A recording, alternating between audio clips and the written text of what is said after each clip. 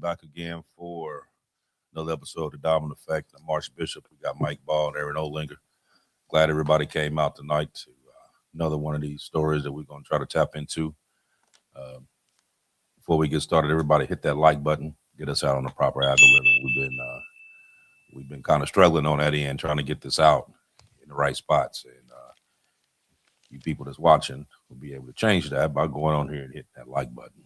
So, so tonight on the podcast, everything feels a little different right now. Everywhere you look this week is some kind of pressure somewhere. Iran's tensions are rising. China is surrounding Taiwan. You got deepfakes that's exploding online. You got Ukraine escalating into new warfare tactics. And meanwhile, regular people like you and I are just being crushed economically while world leaders are keep telling everybody that everything's good. But what if these stories are not just isolated, but they're all connected? And tonight we're going to be talking about why the world suddenly feels unstable, why tensions are rising globally all at once, and whether we're entering a completely new phase politically, economically, technologically, and also psychology. So we're going to jump into a little bit of all of that tonight. But before we get started, our first part of this, we were going to start talking about Iran, but we just got some breaking news right before we started here, which is one of the reasons why we was a little bit late here. So I'm gonna read this off right quick, and then we can comment on it. Okay, so there are multiple reports saying that the U.S. carried out additional strikes in Iran just here the past minutes. So according to Reuters and several other outlets, the strikes targeted Iranian military assets near the Strait of Hormuz after the U.S. said there were threats to American forces and commercial shipping. U.S. forces reportedly hit a military site in southern Iran, and the Pentagon and CENTCOM positioned that the strikes were defensive and aimed at missile and drone threats. Iran is accusing the U.S. of violating the ceasefire agreement and acting in bad faith during ongoing negotiations. Oil prices jumped again because the traders are worried about escalation around the strait.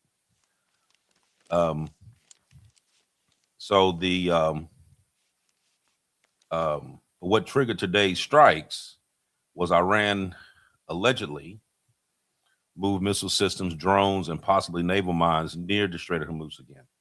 And U.S. officials said that these movements were viewed as an immediate threat to U.S. military ships, American personnel, and commercial and oil shipping in that area. So the reports say that U.S. surveillance picked up an Iranian drone activity and military positioning near key shipping lanes. The U.S. then launched what it called defensive strikes on a military site in southern Iran. At roughly the same time, the U.S. forces reportedly intercepted multiple Iranian drones. There are also reports that Monday and Tuesday, Iranian boats may have been laying sea mines or preparing to interfere with the shipping traffic along the strait. That appears to be what pushed tensions back up so quickly. Now, Iranian side of the story is very different. Iran says that the U.S. attacked first during ongoing negotiations and violated the ceasefire agreement. Iranian media is framing the strikes as pressure tactics while talks are still happening. So what do you think about this, guys? I think Iran got caught moving up into position. And I mean, they should know that we've got satellites. We can see everything that they're doing. But the strikes that we did over Memorial Day weekend, and like you said, they called them self-defense strikes in southern Iran. We took out, I've heard, as few as 2 and as many as 8 of the high-speed speedboats that were laying mines. But we hit a certain number of missile bases. In fact, we trapped 300,000 alleged Iranian Republican Guard troops underground, that the entrances and some of the tunnels, we caved them in. We used the B-1s to carry the JDAMs. We used the B-52s carrying heavy, high explosive bombs, and we used the B-2s to carry that bunker buster, that Moab weapon. And we had them all three in the air at the same time, working in conjunction with each other. And what they did was they figured out which ones were the largest tunnels using their satellites, and they took out the entrances and did what they could to collapse them. Now, most of the underground bases are under major cities because they're using their civilians basically as human shields. But Iran has been building tunnels for the last 40 years, from what I found out. And they've been building them 295 feet underground, and they call them missile cities. They're built so that, and they got like 30 of them also built into the mountains. Iran's plan was that the missiles would remain underground where they would be safe until they would be ready to fire them. Then they would emerge and be utilized. But Iran felt that the war would last 5 years. They told their people this, and they told their people to basically stock up and prepare for a 5-year conflict. But we all know that the world is not going to sit back and let this war go for 5 years. That's going to be an impossibility right there. But I'm gonna stop there for right now.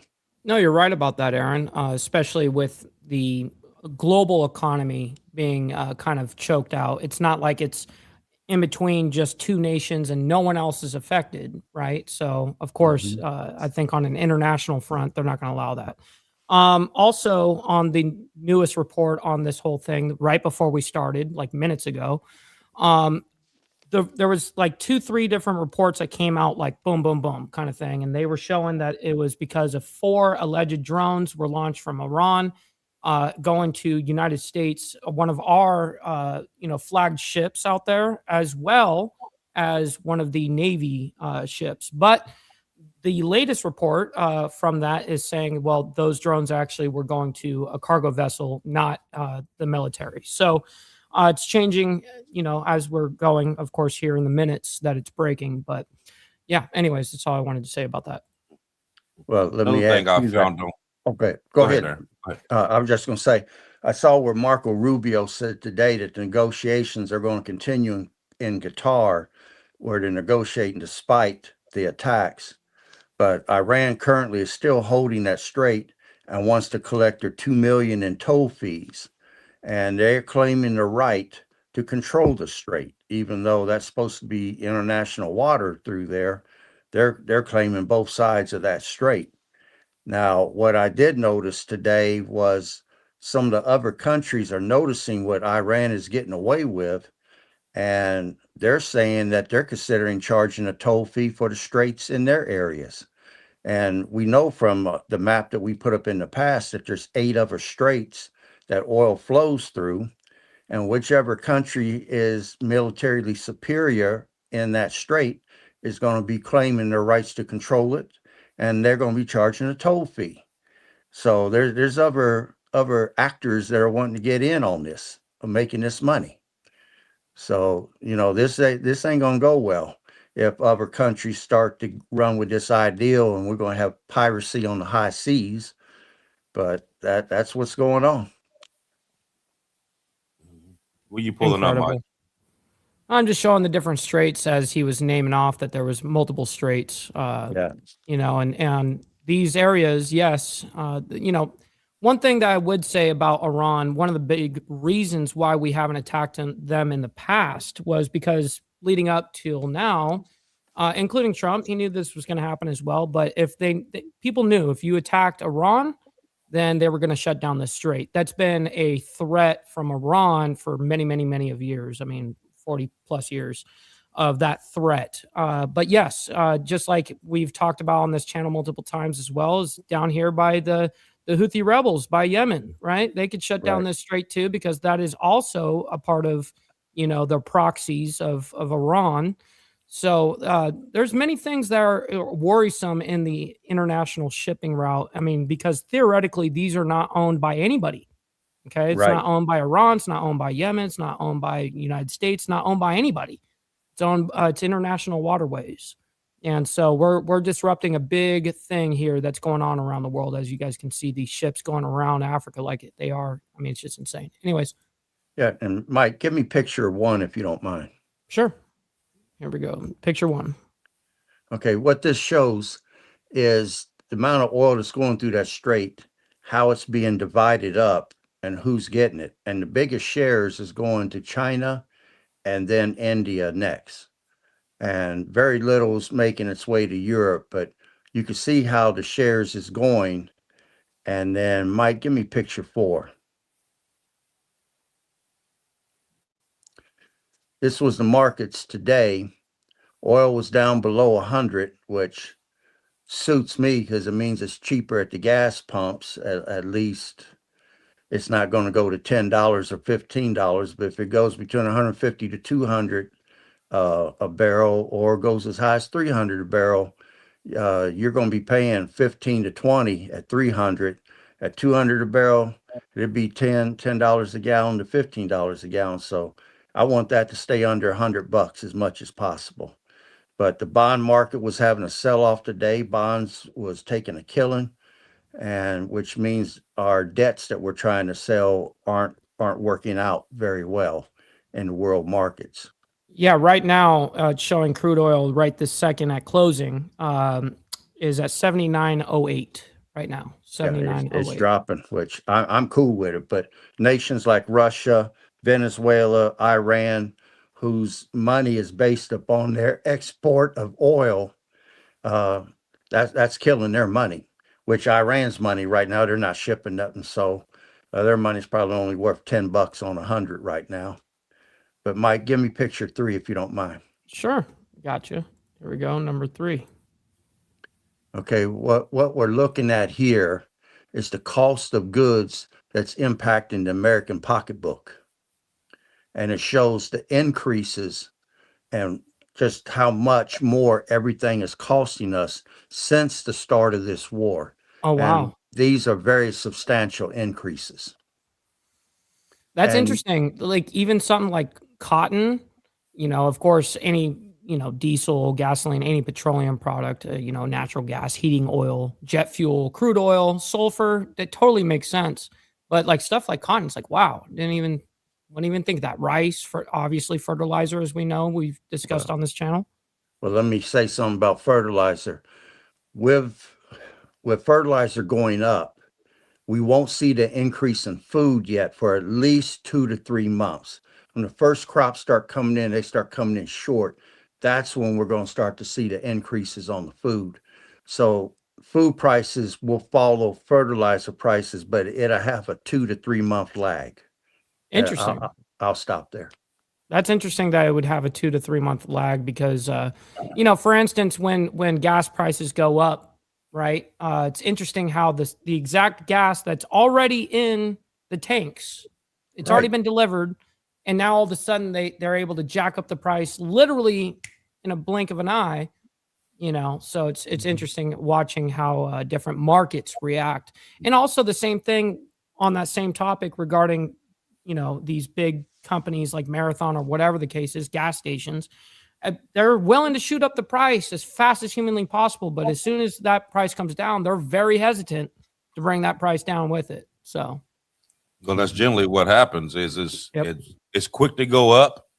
It takes its time to go back down. right.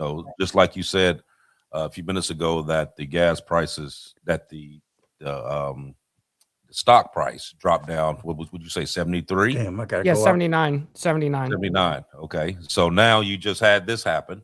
So tomorrow it's going to shoot back up. Yep.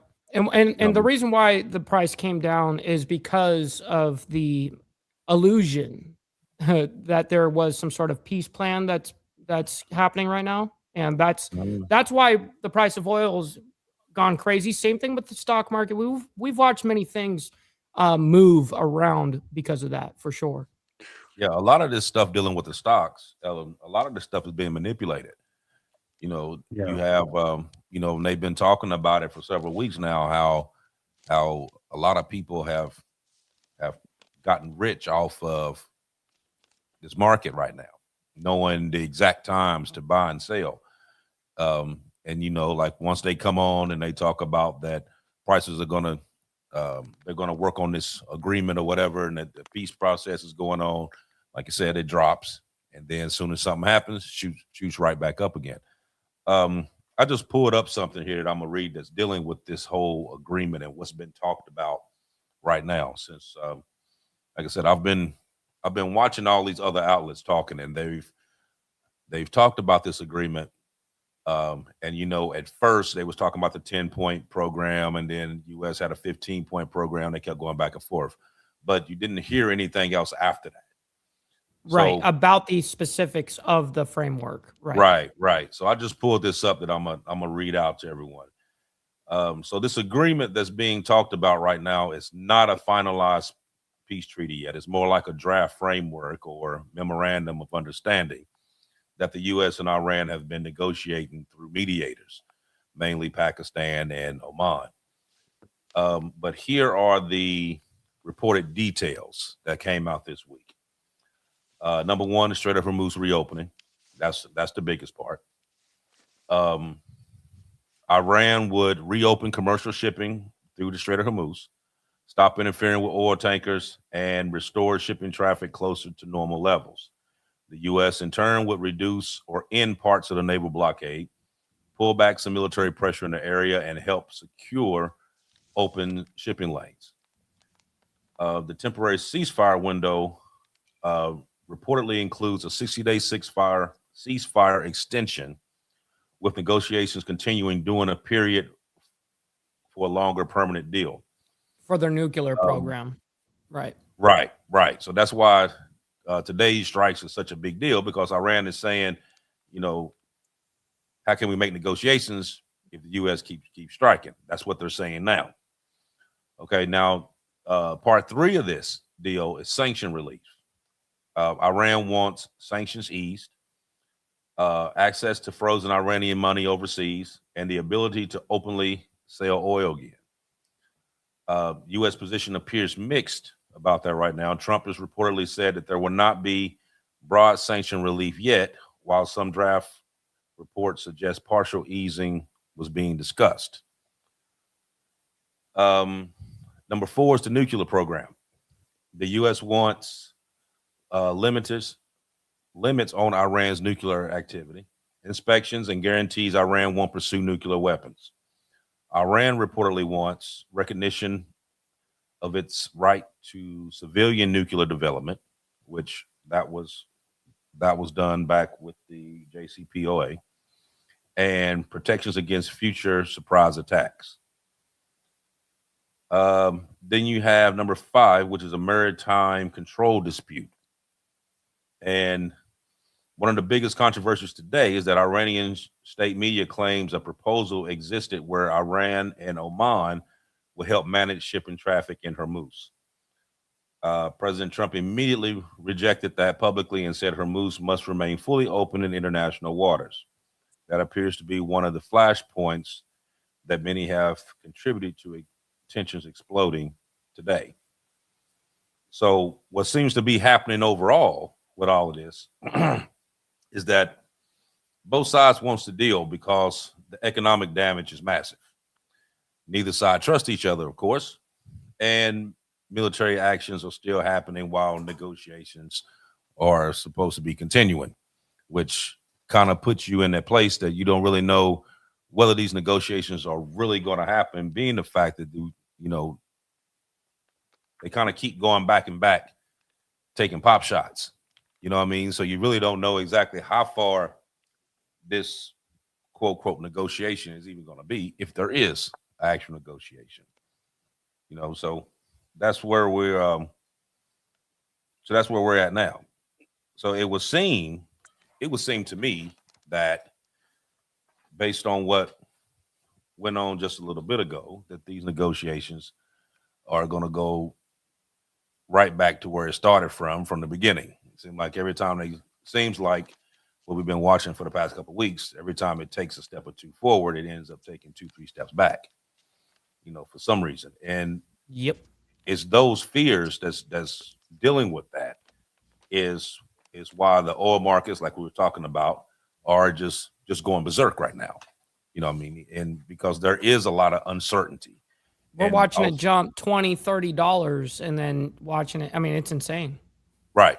And not only do you see the uncertainty there dealing with this, but as these tensions rise, then everybody on our end pays attention to it, because you're dealing with the gas prices, you're dealing with inflation, you're dealing with food rising up. Yeah, if it affects us.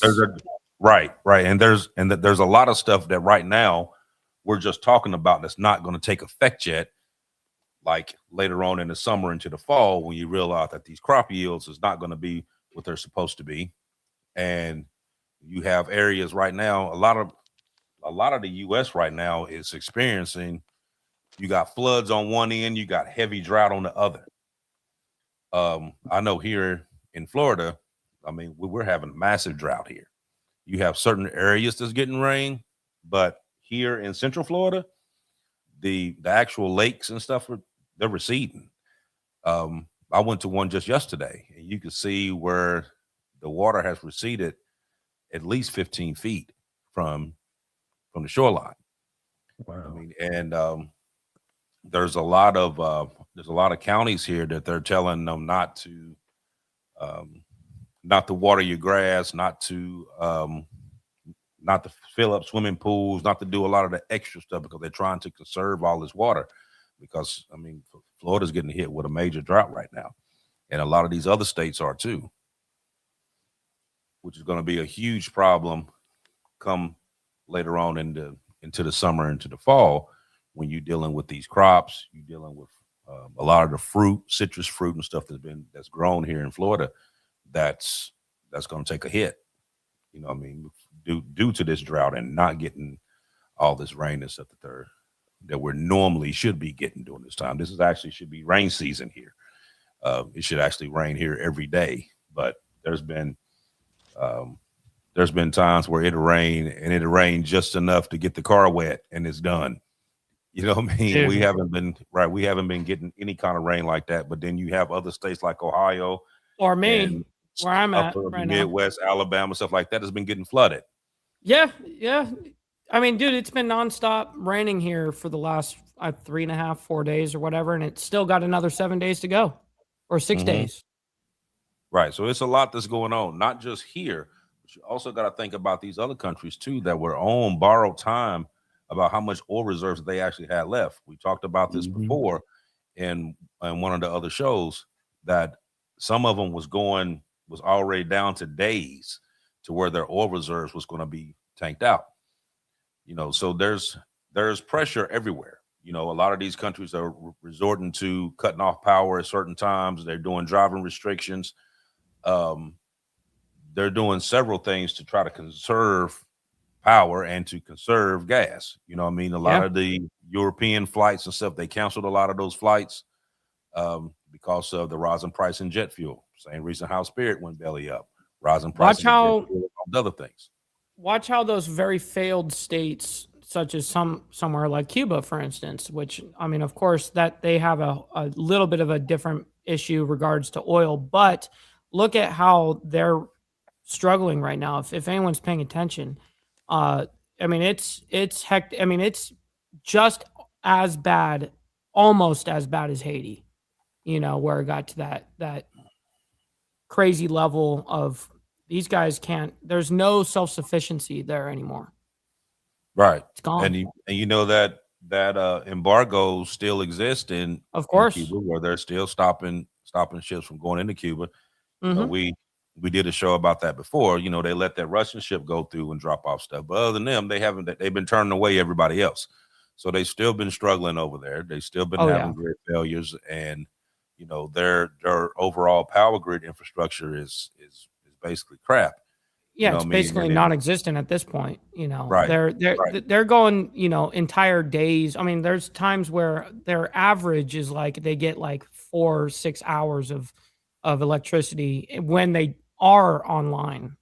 You know, but when Exactly. they're offline, when they're in a blackout, I mean, the whole island's in a blackout. I mean, it's really we're talking about millions of people, by the way. Right, right. So when you have that and you have those blackouts, what happens? Not only do you not have power, but your water treatment and all that all runs on that. You know what I mean? So when Yes, one sanitary shuts level, down, everything. everything else shuts down too. You know what I mean? So you gotta on that part, you gotta think about not only, you know, clean drinking water to drink, but you also gotta think about the sanitary issues as well. That causes diseases, which carries on into something else, which carries on into something else. You know what I mean? So Humanitarian crisis at that right, point. right. And Yeah. it becomes a huge problem. Becomes a huge problem. But that's that's a part of like the trickle down effect. One thing happens here, which and it trickles down into everything else. You know what I mean? And True. this particular situation that we're dealing with right now doesn't just affect certain people. It affects everyone across this globe. It's going to affect one way or the other, whether you like it or not. It's going to affect you. You know, so um, that's one of the things that we talk about all the time about getting yourself prepared for this stuff because you see what's going on right now. You know what I mean? Mhm. And you can't really trust mainstream. You can't trust what's being told because it's you hear one thing, then you hear something else. Like Mike just said a few minutes ago, we get Damn it. 3 or 4 different reports as to what went on with something that just happened. You know, and it's going just that quick. You know, so we're gonna jump. I don't know what in the world just happened right there, but we're gonna jump into what's going on in China and Taiwan right now. So while everybody was being distracted watching what's going on in the Middle East, China and Taiwan tensions continue building quietly in the background. And honestly, this may be one of the most important stories that we're talking about right now because Taiwan produces a huge percentage of the advanced semiconductors chips that basically powers everything that we deal with in modern technology right now. And Mhm. that goes for your phones, your AI systems, your data centers, your vehicles, military systems, computers, everything. So this thing here just isn't about territory. So if Taiwan becomes unstable, global technology chains could go into chaos almost overnight.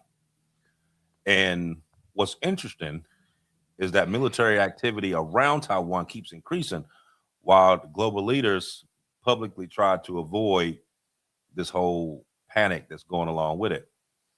So, yes, the U.S. have been supplying approved weapons sales to Taiwan for years. And there's a new report that this month involving a possible package worth up to, what was it, 14 billion worth of military uh, Dang. help that they're going to be doing. But the situation got a little bit more complicated recently because some U.S. officials suggested that parts of Taiwan um, may be slowing or paused due to the Iranian conflict, which meaning they're, you know, not sending all that stuff over there because we're going to may or may not end up being able to use these munitions. So that's a concern. While other officials push back, saying that these Taiwan sales are not directly tied to the Iranian war. So you got that back and forth. But you remember you also had this meeting with President Xi and Donald Trump here the past what last week? Was it last Yep. week or week before? Yep. And Week, yeah, a week and a half now.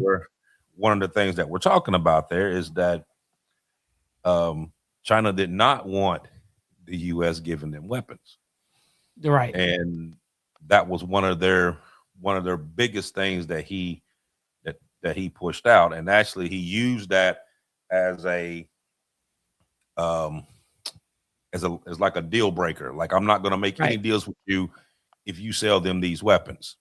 You know, and we've seen over the media for the past couple of weeks that he's made deals with several other countries. You know, so you had the Iranian defense minister, he was there. You had the Palestinian defense minister that was there today. You had Putin that was there right after President Trump. So, and they were talking about all these other sideline deals that they were making. I think Putin made almost 40 different deals with them when he went for his visit. But they were talking about Trump's visit in particular, because once this was said to him that they were not going to make any deals as long as they give Taiwan these weapons, and basically want them to basically step off and say that you're not going to defend Taiwan, wanting him to publicly say that he was not going to defend Taiwan. That causes a huge problem. You know what I mean? Because now that's putting you on the front. So now you got to kind of weigh this. Okay, so am I going to continue to protect Taiwan like we've been doing, like we've been saying through multiple administrations that we're going to do this? Or am I going to turn the other cheek and say this just to make this deal with President Xi, and he turns around and takes over Taiwan? They get control of all the semiconductor chips, and then basically you kneeling down to them to do everything that you want to do. Well, Xi, his big thing was on the negotiations, and real quick, and I'll be quick with it, is his main concern was Taiwan, okay? And all of these discussions that we're talking about here. And that includes Trump. Now, of course, what was Trump's main objective out of this thing was probably regards to Iran and the Strait of Hormuz. And yes, they did talk about those things. No doubt. They absolutely did. And Xi absolutely agreed that, yes, it should be opened. And, of course. But his main thing was regarding Taiwan. And he's like, listen, this is basically the one thing I'm willing to go to war over, And so Trump got the message. Mm-hmm. What do you think about that, Aaron? This is the pot calling the kettle black. I mean, I saw where China announced today that the United States didn't have to worry. They weren't going to supply Iran with any war materials. And then they don't want us to supply Taiwan. But it came out a month and a half ago it came out when well, that was about a month and a half ago. It's been about 50 days. When the truce went into being, they shipped man-pad weapons in there, which is equal to our Stingers. It's an anti-air weapon. They shipped in anti-tank weapons, their newest and hottest items. They shipped in, what was that called? The anti-ship missiles that they had. That was the best that they've got to sink our fleet. And there were some other weapons that they shipped. So how are you going to tell us not to do something? Oh, and then they also shipped them long-range missiles that can hit targets in Europe and possibly reach the United States. So how are you going to tell us what to do, and you doing just the opposite? Do as I say, not as I do. This is ridiculous. But I'm going to stop there. Oh, shit! Oh, shit! Yeah, you're absolutely right, Aaron. Now, with the weapons package that Taiwan was supposed to be getting here, that package included HIMARS rocket systems, Patriot missile systems, drones, artillery systems, anti-tank missiles, and ammunition for various other weapons that they were doing. Now, like you said, President Xi did put this out as if this was going to be his quote deal breaker. But the U.S., meanwhile, says that it is actually legally obligated under the Taiwan Relation Act to defend Taiwan. That was an agreement that was already signed. You know what I mean? So it's not like you can say, oh, okay, we're not going to do it. There was an actual agreement signed saying that the U.S. would come to their help, to their aid, and that the U.S. would make these deals with them. So here's my question to you. Hypothetically speaking, if conflict ever broke out around Taiwan, do you think the world economy could actually survive that? Good question. It would take us 10 years to catch up. I think it would take us about 10 years to be able to get maybe 80% of what Taiwan's capability is out there regarding technology.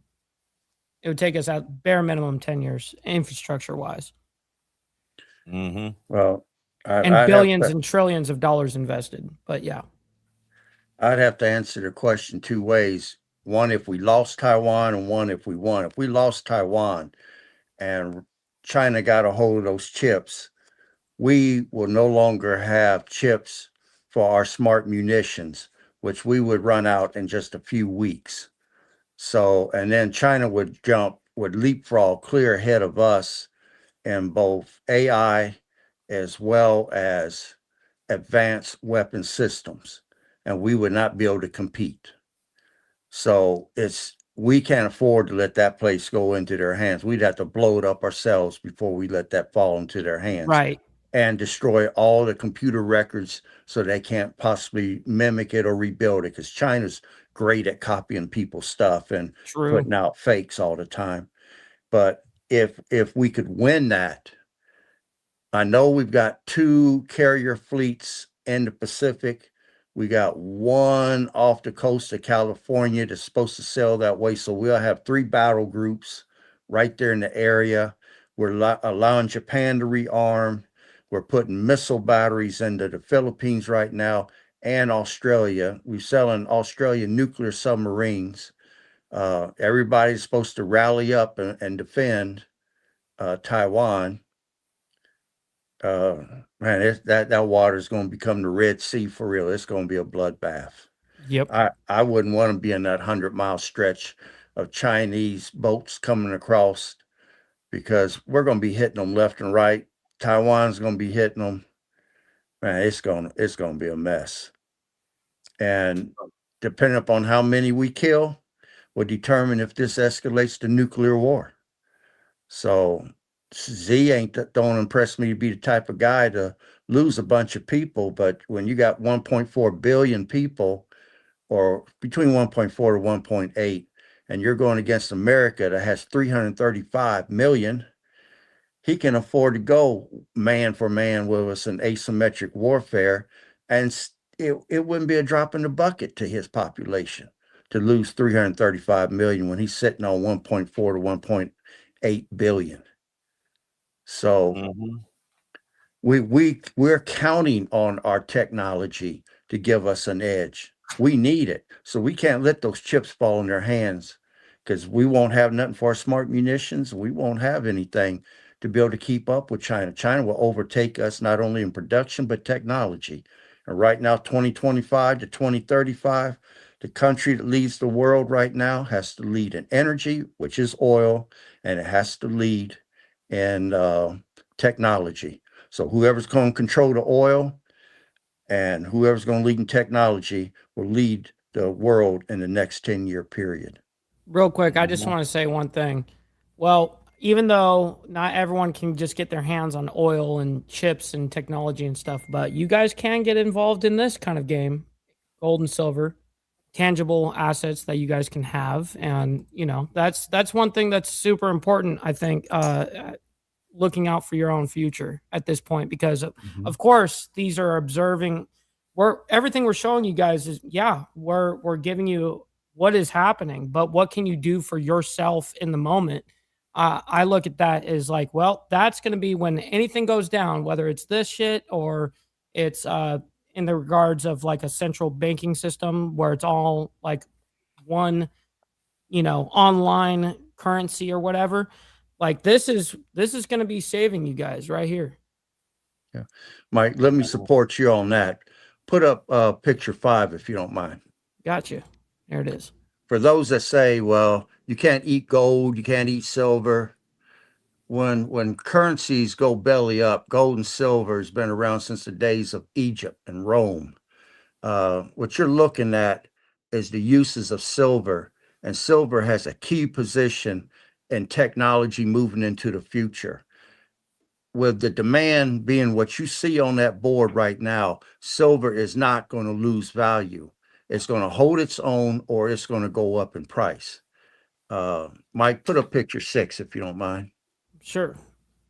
6. Here it is.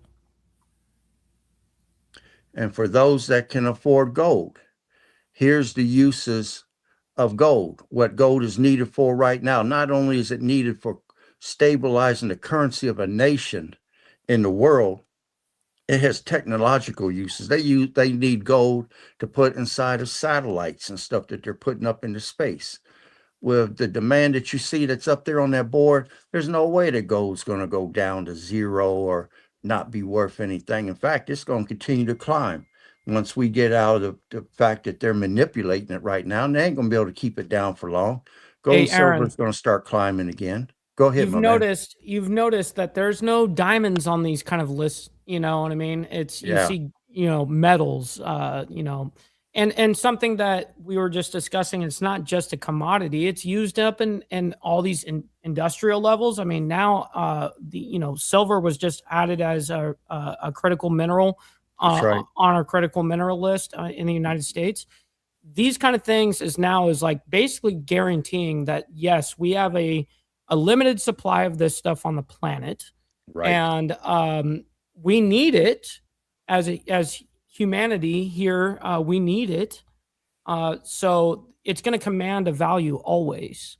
But like what I was saying is, you don't see no diamonds got uses of diamonds. For instance. No But anyways. emeralds, rubies, sapphires, opals, none of Right, exactly. You don't see none of those. Yeah, it's yeah, it's coming to the point that a lot of the things, not just gold and silver, but you also got to think about copper. Yeah. Copper, radium, platinum. Mhm. All of those are, But they're all metals. right. That's one There thing. are, yeah, they are rare, and these are the minerals that a lot of these countries are going for right now. Besides those, I mean, simply because those can conduct electricity, a lot of everything dealing with everything that we use has all of these in it. I mean, everything that we're using right now has something in it that we're, that's coming from there. And eventually it's going to get to the point to where you're not going to be able to buy silver and buy gold and stuff like that because right. the government allows you to buy it right now. Right. Mhm. Right. Now you remember back when they did that back a while ago, Aaron was talking about it, where the government said that you couldn't own gold. Everybody had to 33. turn in their gold, and they got these little promissory notes or thing or whatever, which end up being junk. And it was for a long time there, you couldn't even own gold. You know what I mean? Yeah. It's gonna come back to that situation again. You know what I mean? And I seen something not too long ago where they were wanting these bullion companies and stuff like that to disclose their information as to who had been buying it and what they bought, so they knew who to go to. I mean, it wasn't going to be like no random search just checking to see who had silver, who had gold, but they wanted their actual list showing who had what, Mhm. so they knew exactly where to go to. Yeah, 'cause in Go ahead, Ed. 1933, they took the right to own gold away, and in 34, they took the right to own silver away for a period of time. Mm-hmm. Yeah, so it's this stuff that we be talking about. I mean, and a lot of this stuff has happened before, and it says history doesn't repeat itself, but it surely rhymes. It may not happen exactly the way it did before, but it always seems to come back upon itself. And this is one of them. This is one of them situations. And we're, as these months pass, like we said, and I said before, March, July, November. Those are going to be your 3 months. July is right around the corner, and we see all this stuff that's going on, and a lot of the stuff people still think, even with the stuff that's going on, people still think, you know what, it's not that bad. It's not going to happen to me. I'm not really worried about it right now until I see it, or I'm not worried about it right now until they tell me this is what's going on. And then I mean, got to panic. Right. But just to let you know something, that by the time someone actually tells you or you hear it on TV that this is what you need to do, it's already too late. Mm-hmm. It's already too Facts. late. So if you don't prepare for it now, this is what's going to happen. Now, can you actually say that a lot of people right now can actually go out and be able to do all the stuff that we be talking about doing? No. You know what I mean? Because a lot of households are strictly paycheck to paycheck. Some of them is barely getting by as it is. And with these rising prices, a lot of people are making decisions as to whether to pay the light bill or pay the rent. You know what I mean? Buy food or put gas in the car. I was You know about what I to mean? say, or put $10 in the car. That's Right. the one thing that affects. I love when senators start talking about gas prices because they're so disconnected, or Right. or anybody in politics. It's interesting watching how they respond to gas prices and stuff because they're so disconnected from people that are, normal everyday people, right? Right. Right. And generally so, because you think about it, if you had money, would you really worry about if the gas price went up a Of little course bit? not. No. You're not looking at your bank account. You're just like Right. swipe the card, fill it. Hey, let me put it where it's on the auto setting. Let me go sit down in my car now closed and I'll Right. wait until it clicks, because I'm not worried about money at that point, right? I heard something today, which I kind of, I mean, I don't want to have to call somebody a dumbass on here, but he's a real dumbass. And he said, well, Shit.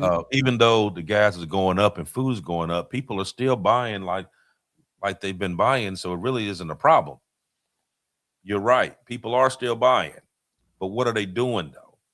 They're using credit cards. They buying Mm-hmm. this stuff on their cards now.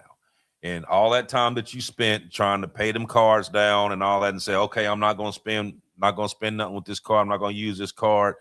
Now you having to use it. And you thinking, Yep. okay, I'll just pay this one bill here. And then next paycheck, I can pay it back. But no, something else It comes never back happens. in. It never You gotta happens. do that. Right. And it builds up. You know what I mean? To where, where we were talking about before, being able to take care of this stuff here, not having to be in so much debt and whatever in case something did arrive. But this stuff is like you have to, you know what I mean? You have to take out and use this credit card or apply for a loan that got crazy ass interest on it or whatever, just to make it go by. And you're like, okay, yes, I'll get this right now, but I'll pay it back. You know what I mean? I'll get it back quicker, so I don't have to, you know what I mean? I'm hurt right now, but this will put me ahead. That's not what's happening. You know what I mean? And you find yourself slowly drowning as you're going through. So Aaron, I'm gonna ask you, being the fact that, like I just said, a lot of people can't just go out and just buy all this stuff that we've been talking about. Some people would want to go and just splurge and just buy everything that we be sitting here saying. When commonly all you have to do is just get a little bit at a time. That's right. Just a little Mhm. something here, put it to the side. A little something here, put it to the side. Get you a 5-gallon bucket and buy a couple bags of beans, put it in a bucket, couple bags of beans. You know what I mean? It's simple. It's And just it's it's the slowly ideology build of this up. stacking. Like Right. if I can only afford 1 ounce of silver every single month, let's just round it up and say it's $80. Okay, boom. Then the next month you get another one. You don't if you overindulge and you try to overinvest, that's when you're putting yourself in a worse off position, actually. And so you don't want to just go out and buy a bug out bag and then buy a ton of beans and rice and a ton of water out of nowhere. Like you want to kind of gradually do this as an ideology. It's not something you do it once and it's over. Like it's an ideology change. You have to okay, this has to be the new normal for me. Now I'm going to sacrifice eating out twice a week or whatever, or 3 times a week, where now I'm going to be able to save that money I would have spent on Taco Bell, I can buy 1 ounce of silver and I can start. And I know that sounds small, but it's not. It's the ideology of stacking. You just slowly go. It's not just I'm just have this because it's tangible and I've got it in my hands. It can be stocks. It can be or when we're talking survival stuff, yeah, you buy one thing at a time for your bug out bag. You don't spend your entire paycheck on it, and now you're eating top ramen and paying things on your credit card. You know, that's counterintuitive to the mission, right? So, what's your guys' thoughts on that? Well, I'm gonna say this: both Mike and Bishop, both of you guys are correct. Life to me is priorities and sacrifice. You have to get your priorities set. You got to put a plan into action, and you got to sacrifice your wants for your needs, so that you can have what you're going to need when the time happens. I'm gonna use Cuba as example, with gas costing $40 a gallon, with them turning the lights out at night. If I was doing like what Mike alluded to earlier, I'm betting on future income to pay my bills now using credit. What I'm doing is I'm digging a hole, because now that they turn the power off at night, nobody's working second or third shift. As soon as it gets dark, the town gets turned off. So if an economic downturn happens, it could be a depression, it could be a recession, it could be anything that causes your economy in your area to go down. Where are you going to get the overtime from? Where are you going to get the income? Is the job market open where you can work 2 jobs, or are you going to lose a job and lose that income? And here it is, you're maxed out. Now you got to go file bankruptcy because you spent the money wrong. All you do is pace yourself, and after 6 months, that's going to be your measuring stick. At the end of 6 months, you can look at your shelves that you've got and look at what you was able to put aside, and it'll start to look like a little mini store that you've got, a little 7-Eleven or something that you got right there in your house. If something happens, you don't have to leave your home. You can stay in the security and the safety of your home and be able to make it just fine. But I'll stop there. You know, Aaron, what you were saying about buying a little bit at a time, and I mean, I was saying a little bit about it earlier.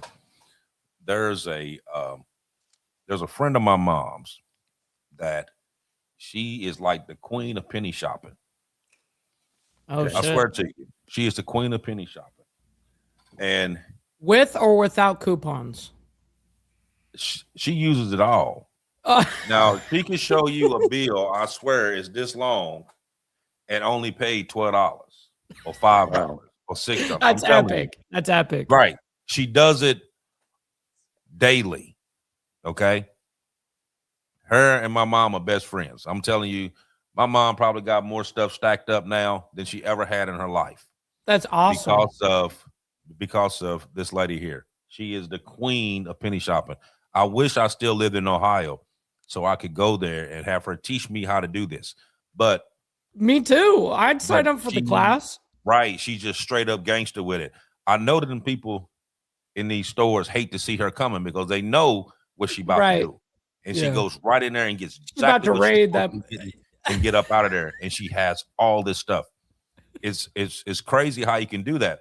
But they have a lot of stuff that's out now. I see some other people have been sending me stuff online where like the Dollar General and Family Dollar, stuff like that. They have these certain websites that you can go on, and it tells you what it is that they have that you can get for a penny, because actually these stores only keep stuff for so long and then they throw it away. Yeah. You know, so except for like that's why places like Home Depot. There is that. Even Home Depots do that penny thing. I follow a creator on Instagram that does that, and they have to legally, like, this is the way he's explained it. They have to legally offer this to be able to be in a program or whatever, that they get funding or whatever it is. But nonetheless, that's what they do. But he goes in there and he knows exactly what he can get. And it'll be like huge toolbox kits for 1 penny. And he'll buy 12 of them for 12 pennies. Like, and there's been multiple times he records himself with his meta glasses because the managers will come up and, of course, try to. There's no way that you can do this, and he's like, "Yeah, legally you have to," And he shows the paperwork, does the whole like, "This is on your site right here, right now. This is the embed of AI showing it. Everything. It's like mind blowing to me." Mm-hmm. Yeah, I was wondering that because I noticed that a lot of these different department stores and stuff like that you go to, they keep their dumpster areas, they keep it locked. They put like the That's little fence why. around it and then they lock it up. That's why, to keep you from dumpster diving, because they Yep. throw stuff in the garbage. You know what I It's mean? But fresh. I mean, it's really not fresh, but it's good enough produce that obviously anybody could eat. well, they throw that. I mean, but also just regular inventory, not just food. I'm talking about regular Really? inventory. They box that stuff up because they're only allowed to keep it in the store for so long. They pull it Oh, off the wow. shelves and they throw it away. So And then like they put the shirts stuff or out. whatever. It could be Yeah, anything. any kind of product. Anything That's that's super sold in that interesting. store is only there for a certain period of time, and then they have to do away It's like with a car lot. Like for instance, they know how long that car has been on that car lot, right? Okay, that it shows that it's been there for 62 days, homie. You're struggling to sell this thing. Yeah, that's interesting. I had no idea So that they they get rid did of that. that. So that's how the penny thing comes in, because these are That's the interesting too. products that they're going to be getting rid of. So they put them on these sites that you can go on, and it tells you what's there, and you go to them stores and you get them. I want to play this game. I want to learn how I- to play it too. I want to be involved.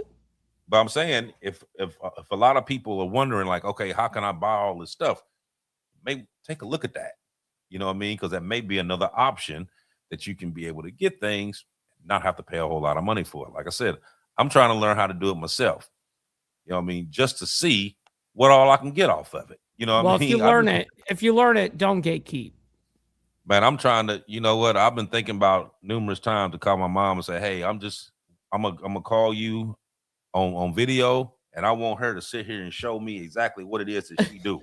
You know what I mean? That's awesome. It's crazy. It's crazy because she literally goes out like every other day and comes back with receipts a mile long that she didn't only paid $6, $12. Yeah, that's stuff like that. crazy. You know what I mean? But this is what this is what she does to be able to get what she needs. You know what I mean? She doesn't have a whole lot of money, living off of disability, stuff like that. So she learned how to do it this way in order to get what she needed and not have to spend a whole lot of money doing it. You know what I mean? Now, to some people that may sound outrageous, or, oh man, I'm not going to do all that. But guess what? Times is changing. Mm-hmm. And whether you wanted to do it or not, the way this stuff is looking, the way this economic forecast is looking, and the way inflation is rising and these prices are rising, you're going to have to do something. We're going to have to change our normal. We're going to have to, because if not, you're not going to make it. So let me add to that, if you don't mind, Bishop. Go ahead. Again, if you're stretching pennies along with super couponing, again, go on the computer, look up a list of all the food pantries and churches that are giving away free food every month. You'll have 3 or 4 a week in any given month giving away food. Just get up out of bed, sacrifice a little bit of sleep. I got up yesterday, went and got in line at about 7 a.m. They passed out the food at 9 o'clock. I was number 6 in line. And then I took all that food over to my daughter's house because, she's got a family, 2 grandchildren, husband. They needed it more than I did. So I took it to them. But you're getting free food. And with that free food, that's money that you're saving in your pocket that you can direct toward other resources that you're going to need. So along with super couponing, start hitting them food banks, because if they don't give it away, they got to throw it away. So keep that in mind. Don't think that you're too proud to be out there or somebody needs it more. I can't think of anybody that's got more of a need to eat than I do. I got the same powerful need to eat as the next man. So save you some money. they're giving you 50 to 100, sometimes $150 worth of food that you would have to go pay for. You get desserts, you get bread, you get some dairy, you get some meat, you get canned goods. That helps you stock up your food pantry. Now, true, you got to use it quicker, but the other stuff that you bought at the grocery store can go up on the shelf and then you can just burn through what you get free at the food pantry. But you got to really think ahead. You got to get frugal because things is about to get real tight and we don't have that much more time before it's going to get tight. That's a fact. Right. Right. So we're sitting at right at an hour. So we're doing good. So we're gonna shut this down for the evening. But the biggest question that we had tonight, based on everything that we talked about, and we went through various things tonight, is how many of these global situations that we was talking about tonight are truly isolated? Because right now we're watching military escalations in the Middle East. We're watching rising tensions between China and Taiwan, ongoing conflicts in Ukraine, AI changing up the way the information spreads, a whole lot of deep fakes and all that stuff that's going on. And also economic pressure that's hitting us regular people everywhere around the world at the exact same time. So whether people want to admit it or not, this world does feel different right now. It's more tense, it's more uncertain, it's more unpredictable. And now is not a time to panic. Mm-mm. It doesn't mean the world's going to end tomorrow.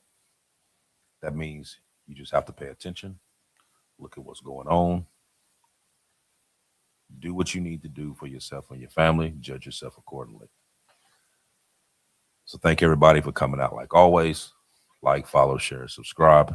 Hit the like button. Please, please, please, please, please hit the like button. That's what gets this show out in the proper algorithm. If you haven't subscribed to the Diamond Effect, please do so. Go on the Diamond Effect podcast on here, hit the subscribe button. If you think you had, but not sure, go check. Hit that subscribe button. So we need to get as many subscribers on here as possible. We need to get as many likes on here as possible because this is what gets this out. Okay. It's a lot of work that we do every week to make sure that we put out this show. Mm-hmm. You know, and the only thing that we ask for is for you to hit that button and get it out to where it needs to be. Truth needs to go out. You know what I mean? How we do this show every week is we're doing just that. We're trying to put out the information, get it out to the right people so that we can hopefully get as many people as possible on board, on track, and be able to make it through whatever it is that's getting ready to come, because it is coming. Go ahead, Aaron. Mike, give me picture number 2, if you don't mind. Sure. Let me go ahead and pull that up for you. Number 2. Bam. What you're looking at here, since this war started, is where Americans are putting their money. You do have Americans out there that are prepping, and this is what they're buying. But what amazed me is they're buying almost as much toilet paper as they are perishable, non-perishable food, which is your canned goods. I mean, I don't see much water up there or in certain other essentials like alternative power, but I guess everybody's butt's going to be cleaned. So It's so weird. It's so yeah, odd I what mean, human beings do. they did the same thing during COVID. Everybody's Yep. rushing out buying toilet paper instead of buying proper food and things that's going to Yeah, keep bro, your I can body use a nourished. leaf. I mean, I'm just saying, like, I'm not gonna make or break it with toilet paper. But anyways, Okay. But what I'm about to say is if you need a template that will motivate you, go with this. Larry Fink, he's the CEO of BlackRock. They manage over $11 trillion in goods, assets around the world. He says if the war doesn't end soon, that you have 4 to 8 weeks, and then there's going to be a chain reaction collapse of nations' economies. Remember, oil equals energy, energy equals a nation's economy. So 4 weeks would be the end of June, 8 weeks would be the end of July, and you're going to be feeling the ripples from this war. And there will probably be shortages and stuff occurring because I'm sure by then the war will either escalate or will de-escalate. So in case there's a collapse, hard assets like land, gold, and silver is a great place to put some money at because it's going to retain its value, and during hard times it goes up in value. But one thing is for sure, you want to be stocking things right now so that you will have it later. That's the only guarantee.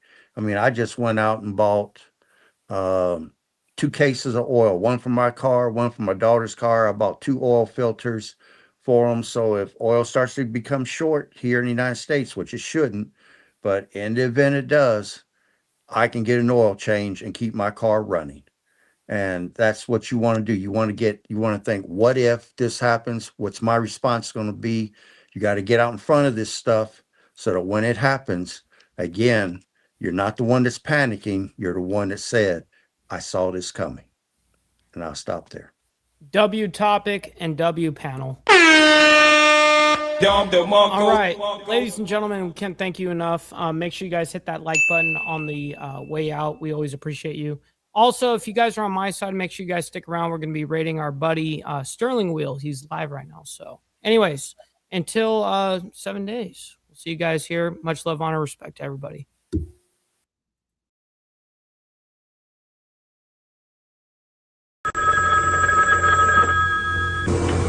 Oh.